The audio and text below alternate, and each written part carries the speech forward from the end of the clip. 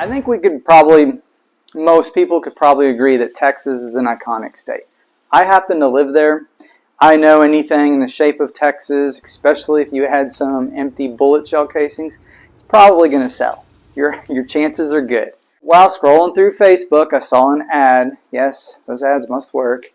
For molds. This company makes molds, and one of the molds I saw just happened to be the state of Texas.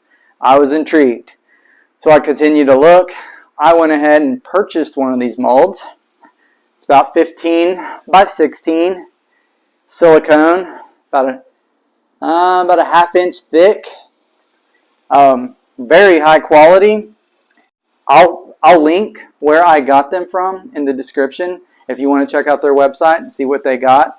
I'm not sponsored by them, not sponsored by anybody, but anyways, you can see it in the bottom of the description.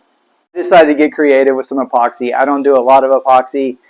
Usually it's for filling knot holes. I don't do the river tables and all that. Not yet. I would like to try out one.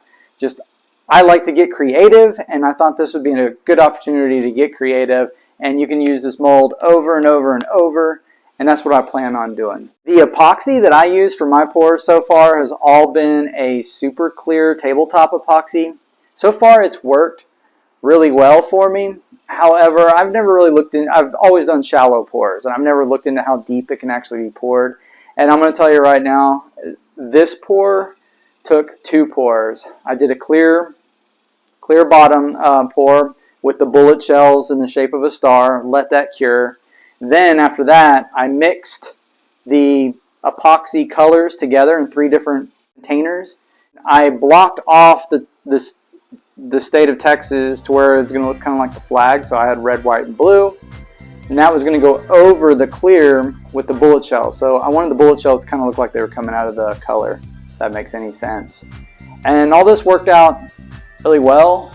However, it got hot. Not to mention it's already hot in my garage. I don't have AC. I don't even have fans. Right now it's 98 degrees in this shop garage that I work in.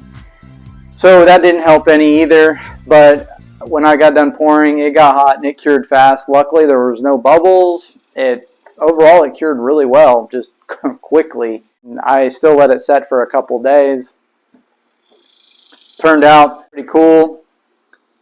You can see the color. You can see the bullet shells were in the clear first. See if we can get that.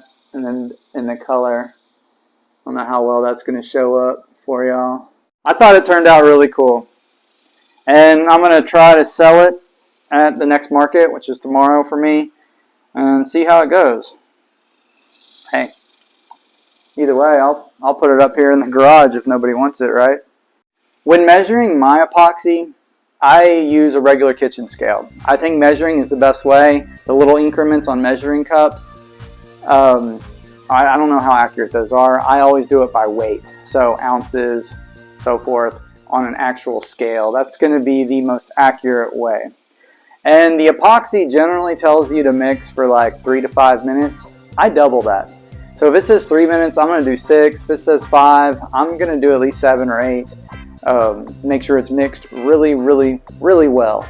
And so far, I've never had a batch of epoxy not set up for me. So hopefully this advice helps you if you're about to do some epoxy. To remove bubbles, your epoxy a lot of times will have some bubbles in it. With the mold like this, it's not too bad. You're going to have bubbles from mixing, and those tend to come up, and I use a heat gun. I bought a heat gun at Lowe's or Home Depot, one of the box stores, and it's worked great. However, you got to be careful with the mold. You will burn the mold, especially using this mold. I know some people use an open flame for bubbles. I probably wouldn't recommend that with this mold. You'll damage it. Another thing with this mold that I learned after the fact, this is why you should read your instructions before utilizing something, is that there's a product that's sold, a silicone product you can spray with molds for epoxy pours that'll keep it from sticking, and it'll enhance the life of your mold. Who would have thought, right? So I went and bought some of that after the fact from Amazon. I'll link that as well in the description, so in case you're needing it. For the hardware on this, I just went with a traditional hook or loop and wire like you would on a picture frame. I've had it hanging here in my shop for the last week just to kind of see how that works out. My shop gets a lot of wind and everything else, so it's kind of blowing, and if it's going to hold up out here, it would hold up in a house. And so far, it's been pretty good. There's the wire. Not really too much to this project. I'd be really curious if y'all check out their website and what y'all think of some of their molds. I'm probably going to buy a few more. I will say this mold was not cheap. However, if you're going to make a couple of these and sell them, you could easily recoup that cost by selling a few of these. And I've already had a lot of people interested in it.